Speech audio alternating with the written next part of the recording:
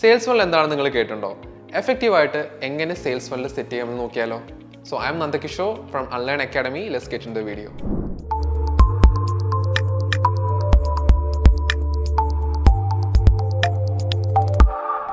Sales ഫണലിനെ കുറിച്ച് പറയുന്നതിന് മുമ്പ് നമുക്കൊരു കസ്റ്റമറിൻ്റെ ജേർണി നോക്കാം. ഒരു എക്സാമ്പിൾ പറയാനാണെങ്കിൽ നമുക്കൊരു ഇ-കൊമേഴ്സ് വെബ്സൈറ്റിലേക്ക് ഒരുപാട് കസ്റ്റമേഴ്സ് ആദ്യം വരും. അതായത് വെബ്സൈറ്റിലേക്ക് ബ്രൗസ് ചെയ്യാനായിട്ടും സാധനങ്ങൾ നോക്കാനായിട്ടും അങ്ങനെ ഒരുപാട് ആവശ്യങ്ങൾക്ക് യൂസേഴ്സ് വരാറുണ്ട്. അതിനുശേഷം ആ യൂസേഴ്സ് എല്ലാവരും പ്രോഡക്റ്റ് വാങ്ങിക്കാറുണ്ടോ?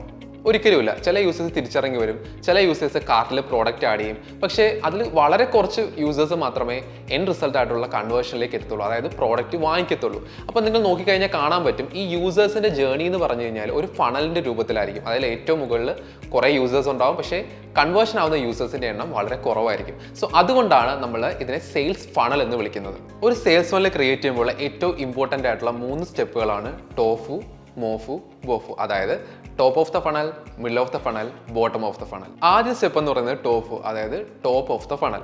നമ്മൾ ഒരു ബ്രാൻഡ് ഉണ്ടെങ്കിൽ ആ ബ്രാൻഡ് ഉണ്ടെന്നുള്ള കാര്യം ആൾക്കാരിലേക്ക് എത്തിക്കണം. ഇത് നമ്മൾ ബ്രാൻഡ് അവയർനെസ് എന്നും പറയാറുണ്ട്. ഇതിനി എങ്ങനെ ചെയ്യാം നമുക്ക് നോക്കാം. അതിനുവേണ്ടി നമുക്ക് സോഷ്യൽ മീഡിയ പോസ്റ്റ് ക്രിയേറ്റ് ചെയ്യാം, ബ്ലോഗ് പോസ്റ്റ് ക്രിയേറ്റ് ചെയ്യാം, നമുക്ക് അഡ്വർടൈസ്മെൻറ്റുകൾ ചെയ്യാം. എങ്ങനെയൊക്കെ ചെയ്ത് കഴിഞ്ഞാൽ നമ്മളുടെ ബ്രാൻഡ് ഉണ്ടെന്നുള്ള കാര്യം ആൾക്കാരിലേക്ക് എത്തിക്കണം. ഇതാണ് നമ്മൾ ടോഫുവിൽ നോക്കുന്നത്. ടോഫുവിൽ നമ്മൾ ബ്രാൻഡ് അവയർനെസ് ക്രിയേറ്റ് ചെയ്യുന്ന വഴി കുറേ ആൾക്കാർ നമ്മളെ ബിസിനസ്സിനെ കുറിച്ച് അറിഞ്ഞിട്ടുണ്ടാവും അല്ലേ? ഇനി ഈ അറിഞ്ഞ ആൾക്കാരിലേക്ക് കുറച്ചുകൂടെ നമ്മളെ ബിസിനസ്സിനെ എത്തിക്കണം. അതിനാണ് നമ്മൾ മോഫ് യൂസ് ചെയ്യുന്നത്. മോഫിനെ നമ്മൾ മിഡിൽ ഓഫ് ദ ഫണൽ എന്ന് വിളിക്കും.